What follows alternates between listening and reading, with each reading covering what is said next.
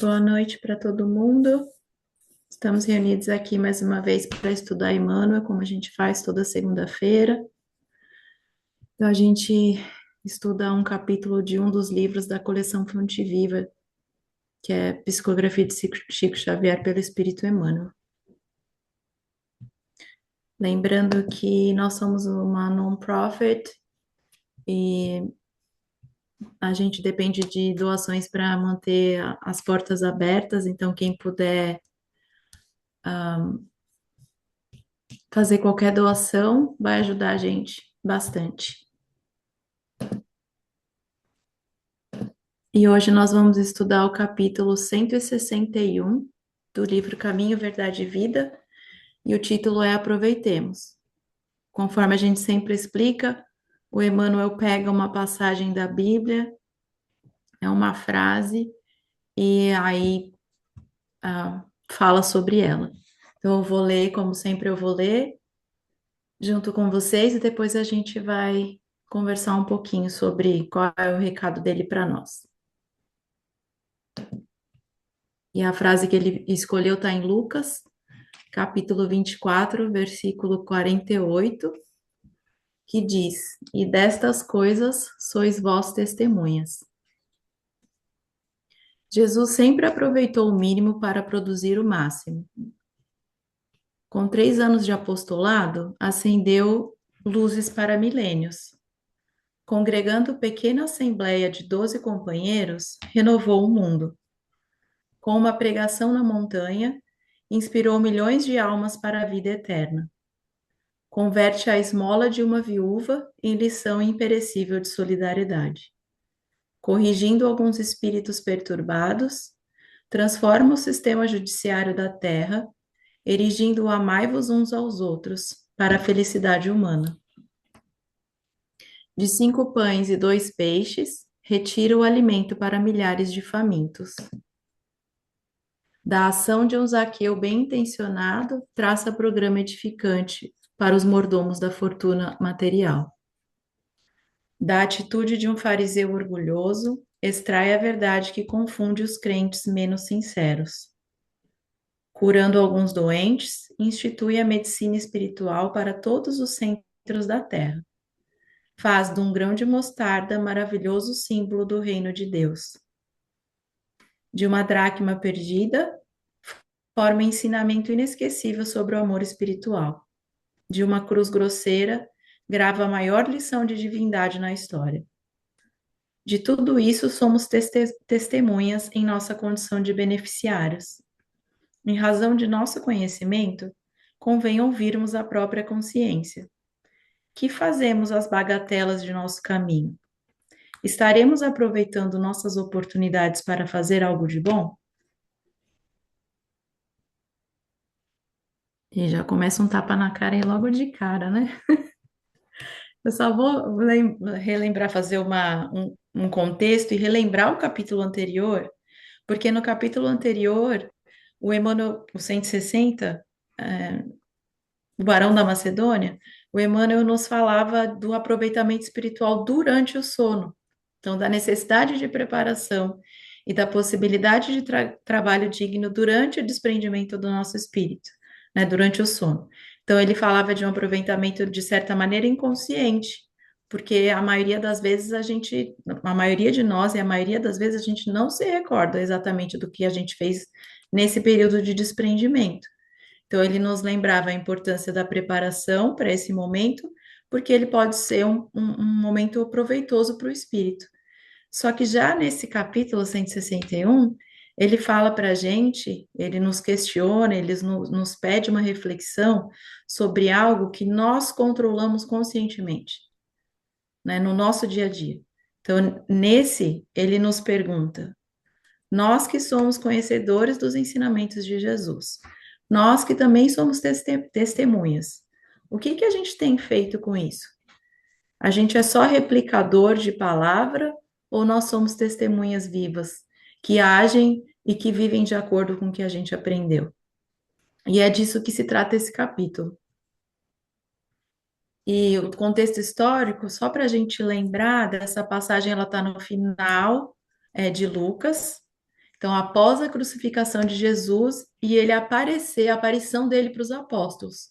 Então, onde Jesus mostra a eles que ele estava vivo e os lembra que eles são portadores da experiência viva da história, que o que eles estavam presenciando naquele momento não era novidade, que eles viveram os ensinamentos e as profecias ao lado de Jesus. Então, mais que replicadores de uma história, eles viveram aquilo. Eles eram verdadeiros portadores vivos daquela mensagem. E outra coisa importante é que quando o Emmanuel destaca essa frase, ele está tentando lembrar a gente que o Cristo nasceu do testemunho vivido, que o cristão, ele nasceu do testemunho vivido, que ele não foi só de palavras. Então, ele está nos dizendo que nós devemos ser também um testemunho vivo e ativo, afirmando que isso deve ser um estado contínuo para a gente. Lembrando que a palavra testemunho em grego, ela é muito forte, porque ela não significa só alguém que viu alguma coisa, mas que assistiu alguma coisa, mas uma pessoa que viveu aquilo e que está disposta a tudo por aquilo.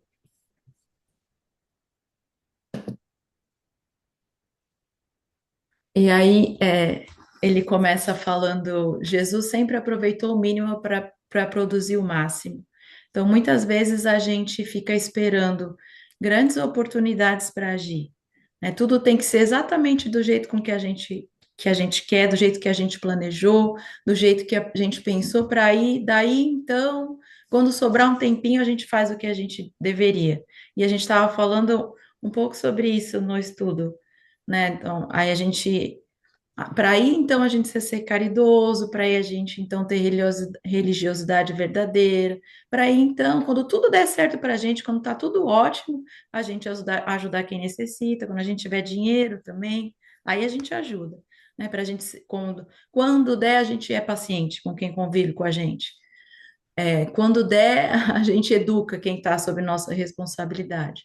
Então, normalmente a gente coloca por último algo que a gente poderia fazer e deveria fazer a qualquer momento. Então, lembra que o texto nos fala que a gente pode ser testemunha viva do Evangelho?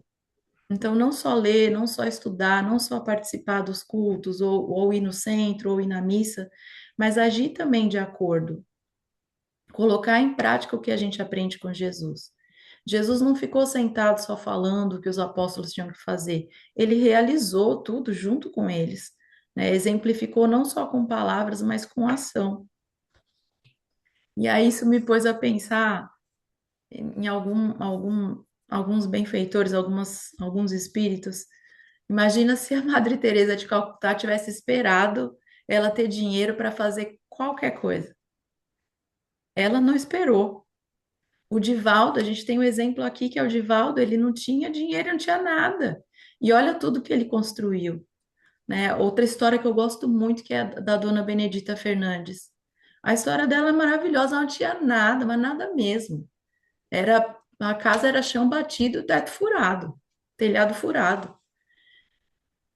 Então eles não aguardaram o momento perfeito para fazer. Quando eles viram a necessidade surgindo, eles agiram. Eles partiram para a ação com fé. E aí isso nos mostra que a gente não precisa esperar grandes acontecimentos para agir, que a gente pode, que a gente deve fazer isso dentro de casa, no nosso pequeno círculo, dentro do trabalho, no nosso espaço religioso, né? Tendo paciência, ouvindo, evitando uma discussão, acalmando um coração aflito. A gente falou sobre isso no estudo do Evangelho, vencendo algum sentimento egoísta e principalmente admitindo os sentimentos menos nobres que a gente tem, para que assim a gente possa trabalhar eles, melhorar e transformá-los numa coisa boa. Aí Emmanuel segue, congregando pequena assembleia de 12 companheiros, renovou o mundo. Então, Jesus, com 12 homens completamente diferentes uns dos outros, com histórias, com pensamentos, com personalidades completamente diferentes, mostrou que é possível a convivência, que é possível aprender as diferenças, que é possível tolerar. conforme os apóstolos foram aprendendo ao longo do tempo, porque eles foram testemunhas disso ao lado de Cristo. Então, com 12, ele mudou o mundo, e nós, diante da nossa ignorância, diante da nossa pequenez, a gente ainda fica aqui esperando a oportunidade perfeita para fazer o bem, né? Tipo, eu não vou no centro. Esse ano eu não vou no centro me matricular, não, eu não vou fazer nada porque eu tenho outras coisas importantes, os horários não batem, não dá para ir. Eu vou uma vez, tá bom, uma vez por mês eu vou. Ou eu não consigo me dedicar uma hora da minha semana para fazer qualquer trabalho voluntário, porque afinal de contas, né, eu tenho tantas outras responsabilidades. Imagina se Jesus falasse isso para a gente.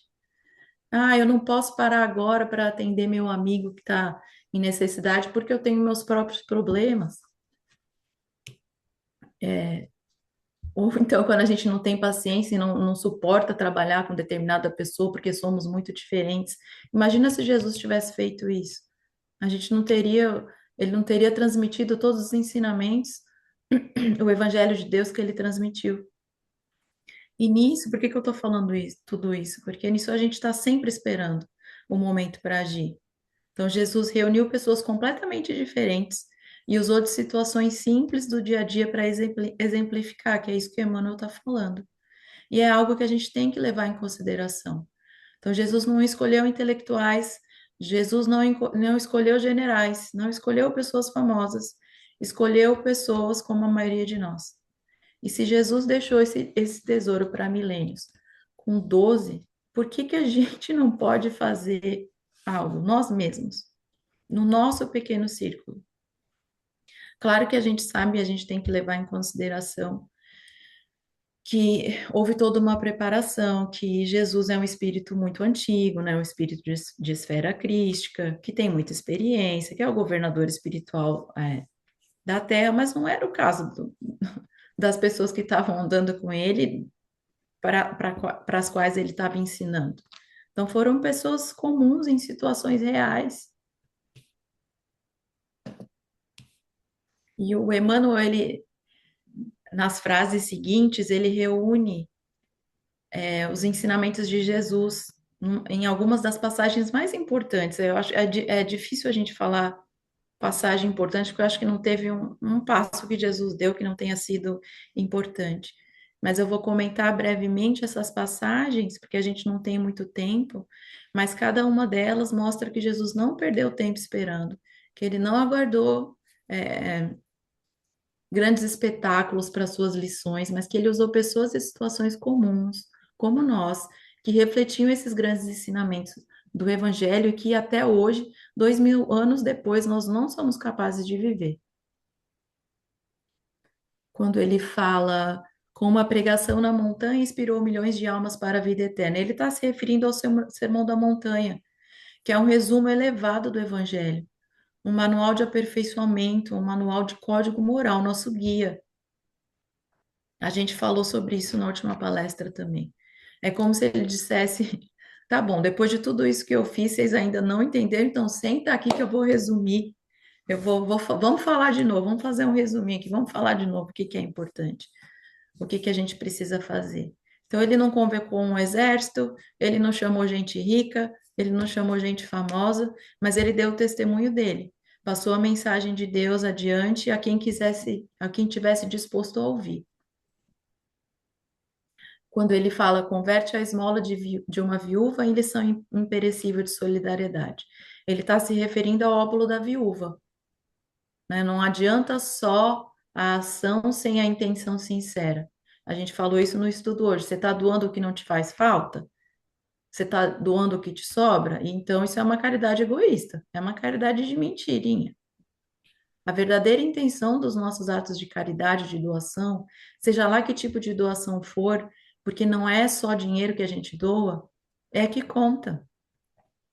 Sabe aquele ditado popular que fala por fora bela viola, viola por dentro pão bolorento? Então, Jesus estava mostrando que a religiosidade, a boa intenção, ela não pode ser uma casca, uma máscara que a gente usa, que ela tem que vir de dentro, que ela tem que ser real. Lembra que no plano espiritual a gente não tem máscara? Então, nós vamos refletir o que a gente realmente sente, o que a gente realmente é. Então, mais que demonstrações, mais que aparências, o que importa é a nossa verdadeira intenção no ato de doar. No plano espiritual, as aparências elas não enganam. Não tem engano no plano espiritual. Então, a doação da viúva que deu o que fazia falta para ela foi muito mais sincera que a daquele fariseu que doou o que não fazia falta para ele.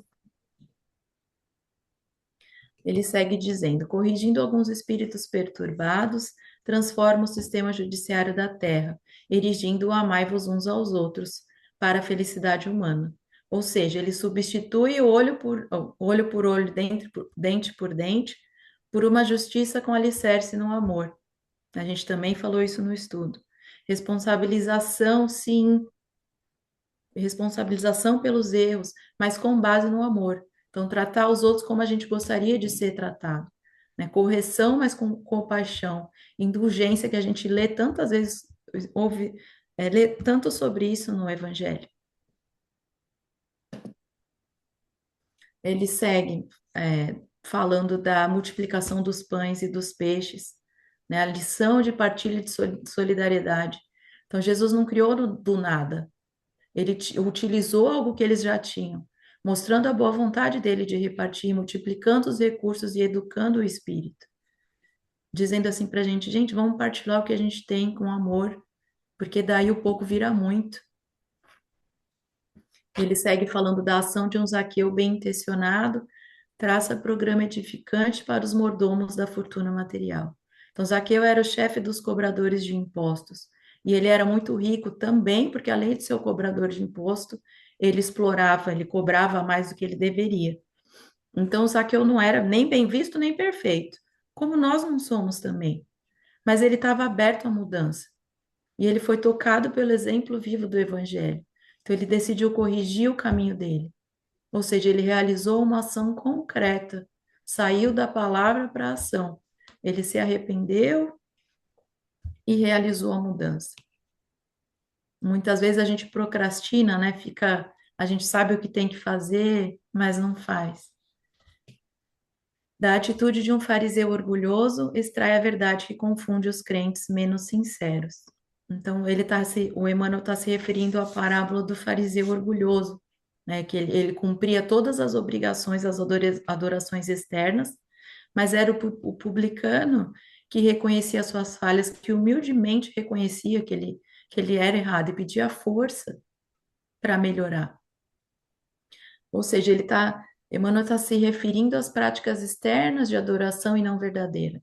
A prática externa sem transformação interior de nada vale. Então, enquanto o publicano admitia seus defeitos de forma humilde, se autoanalisava, mesmo sendo considerado um impuro, o fariseu, que era considerado o puro, era só aparência e orgulho. Então, quem dali que era o verdadeiro impuro? O fariseu orgulhoso ou o publicano que identificava seus defeitos e suas dificuldades e estava ali pedindo forças para vencer suas más tendências? E aí ele segue falando das curas, tantas curas que Jesus fez. Então, o Emmanuel está mencionando a série de curas de Jesus, nos relembrando que a cura começa no espírito, na nossa mudança interior, na mudança das nossas atitudes. Que quando alguém procurava Jesus, ele sempre perguntava o que a pessoa queria. Ele perguntava: o que você quer de mim? Então, a nossa vontade, a nossa fé é um grande agente de mudança. Outra coisa importante se a gente lembrar aqui é que quando Jesus usa a palavra fé, ele não está apenas mencionando a fé em Deus, que a gente sabe que é primordial, mas ele refere-se à fé como acreditar, quando a gente acredita em nós mesmos, na nossa capacidade, na nossa potência como espíritos. E a gente sabe que quanto mais a gente se elevar moralmente, mais capaz nós seremos. Então, fazer a parte que nos cabe, que só depende de nós, do nosso esforço. Por isso que Jesus perguntava: o que você quer? Porque a gente precisa fazer a nossa parte. Não adianta ficar rezando, parado, pedindo, sem fazer nada. Como tudo na vida, né? E aí ele segue falando da parábola do grão de mostarda. Então, a gente sabe que o grão de mostarda é uma semente bem pequenininha, mas que depois ela vira uma árvore gigantesca e bem forte. Então, aqui ele estava nos ensinando que a transformação espiritual nasce de inícios modestos, que ela é progressiva. Então, a gente vai plantar, a gente vai cuidar daquela sementinha pequenininha, vai aguardar ela maturar e depois vai colher. Então, exige da gente tempo, exige da gente dedicação, paciência, perseverança, esforço. E aí ele segue falando da dracma perdida. A dracma era uma moeda de grande valor. Então, Jesus usou esse símbolo que era importante na época. é, Ele também fazia parte, por exemplo, do dote da pessoa para casar, para fazer uma analogia. Então, quando ele pergunta que quem encontrando a dracma perdida não ficaria feliz, quem não se reuniria com os amigos para celebrar, o que que Jesus quer dizer? Que cada espírito é importante. Lembra que nenhuma ovelha se perderá? Que nunca ninguém é ignorado por Deus, que nunca é deixado para trás, que o amor verdadeiro nunca desiste, que há sempre alegria na recuperação de uma alma e a comunhão dessa alegria de Deus com Jesus, que significa a mesma alegria que Jesus sente quando a gente se recupera, quando ele recupera uma das ovelhas dele. E a gente se volta para o bem, pro bem. Então, ninguém se perderá, ninguém ficará para trás, ninguém ficará para todo sempre esquecido, no inferno, perdido. Então, ele está se referindo à alegria de Deus quando o filho volta para casa, como na parábola do filho pródigo. E aí, ele fala da cruz, né, de uma cruz grosseira, grava a maior lição de divindade na história. A gente sabe muito bem que Jesus poderia ter, com todo o poder, todo o conhecimento, toda a evolução que ele tem, facilmente ter se livrado daquela situação. Mas ele escolheu cumprir a vontade de Deus. Então, Jesus poderia ter acabado com aquilo tudo, mas ele não fez. E não teve assim uma grande batalha, não um espetáculo de demonstração de poder que Jesus poderia ter feito, porque ele é o governador espiritual da terra, é um espírito muito elevado. Mas ele escolheu aceitar o pedido de Deus, mostrando o amor incondicional às leis divinas e a todos os seus irmãos terrenos, né? A nós, morrendo numa cruz simples, diante da nossa ignorância e mesmo assim pedindo para que Deus nos perdoasse. Então, para a gente refletir, o Emmanuel, ele termina o texto pedindo para a gente fazer uma reflexão das nossas atitudes como cristãos, né? Diante do conhecimento que nós temos, diante da oportunidade que temos de estudo sobre o Evangelho, o que é que a gente tem feito? A gente está somente esperando, aguardando o momento perfeito, ou a gente está aproveitando as ricas e infinitas oportunidades que se nos apresentam no dia a dia? Então, tudo começa pequeno, é de dentro para fora. A gente olha muito para fora, para o outro, a gente cria expectativas sobre os outros, julga, né, o argueiro no olho do outro e não olha a trave que está no nosso. E aí resolve aguardar em vez de agir. A gente procrastina, espera, porque a gente espera dos outros as atitudes e iniciativas que nós deveríamos ter. Então, vamos começar dentro de nós mesmos essa mudança, a iniciativa dentro da nossa casa, dentro do nosso ambiente de trabalho, dentro da nossa instituição religiosa, por perto de nós, ao redor de nós. Então, não precisa ser grande. Como ele falou, tudo começa pequeno, como o grão de mostarda, no simples, nas atitudes diárias. Mas tudo começa em nós. Nós é que somos responsáveis por fazer, nós somos responsáveis por decidir, nós somos responsáveis por pensar. Então, a realização, o trabalho, o esforço tem que ser nosso. Para a mudança acontecer no mundo, primeiro ela tem que acontecer dentro da gente. E aí, quando eu li esse capítulo na hora, eu lembrei de duas histórias. Uma, a parábola do semeador, né, quando o Senhor distribui os talentos para os três escravos dele. Um triplica, o outro faz um trabalho mais ou menos, e o outro guarda com medo e não faz nada. E aí eu pergunto para mim, né, para a gente, o que que a gente está fazendo com os talentos e as oportunidades que Deus nos deu? A gente está guardando por medo, por preguiça, por orgulho, ou a gente está lançando para frutificar? A gente é aquele que se esconde porque tem medo? A gente é aquele que faz um trabalhinho mais ou menos? Ou é a gente aquele, nós somos aquele que encara e que resolve ter fé, acreditar e fazer a nossa parte? E outra coisa que eu lembrei foi de uma história do, não sei, acho que todo mundo conhece, do fazendeiro rico que sempre ia visitar o Chico.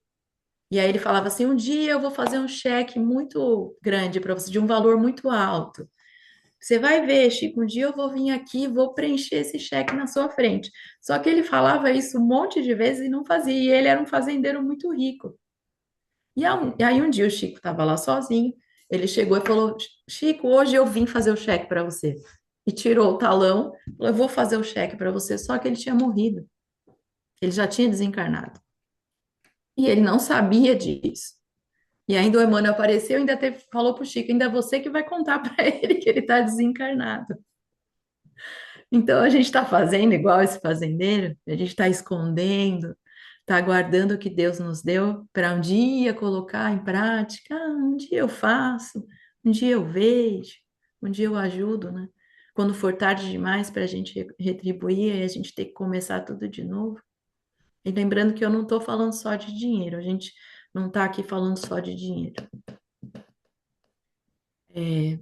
A gente falou só para fechar, a gente falou na palestra passada que quando a gente precisa de Deus, a gente exige bastante, né? A gente cobra muito de Deus para que Ele nos diga exatamente o que a gente precisa fazer. E o Emmanuel está aqui dizendo para a gente que o que Deus espera de nós é tão simples, não tem desculpa, não tem dificuldade. Se a gente seguir as leis divinas, não tem obstáculo.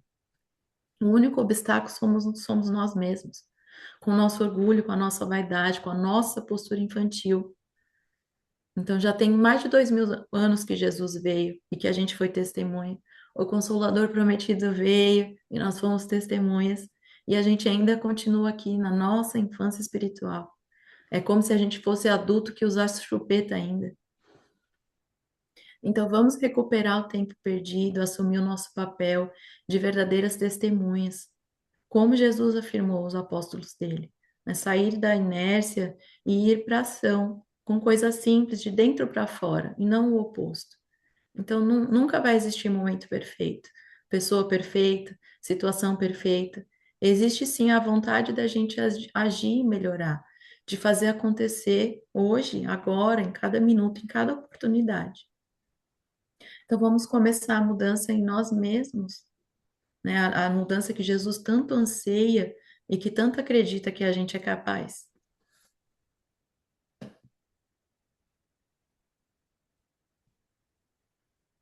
Espero que tenha ficado claro. A gente vai para o passe agora, tá bom?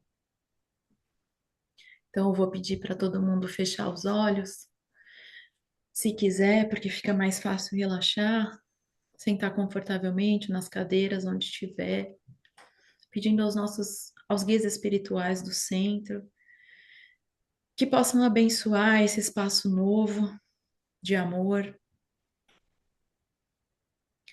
esse espaço que a Gi e o marido dela ajudaram a construir com tanto carinho, com tanta dedicação, que eles possam receber em saúde, em felicidade, em alegria. Que nesse ano nós possamos ser apóstolos vivos, mais presentes, mais conscientes, tanto no centro como em casa, como no trabalho, nos lugares que a gente convive. Que os benfeitores espirituais possam nesse momento estar presentes, estejamos onde estivermos. Que os nossos guias espirituais, nosso anjo da guarda, nosso espírito protetor, que vela mais particularmente por nós, esteja presente. Possa nos abençoar, limpar nosso corpo carnal das mazelas, das doenças, se assim nos for permitido. Que os nossos centros vitais sejam limpos,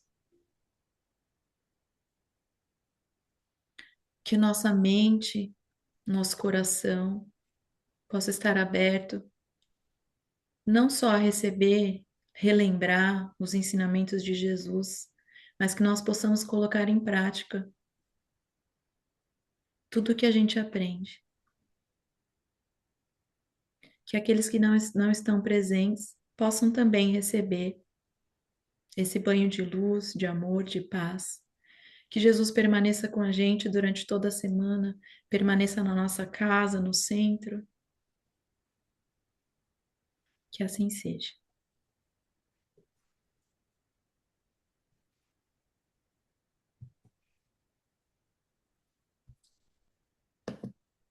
Gia, aí você tem que dar um stop aí, né?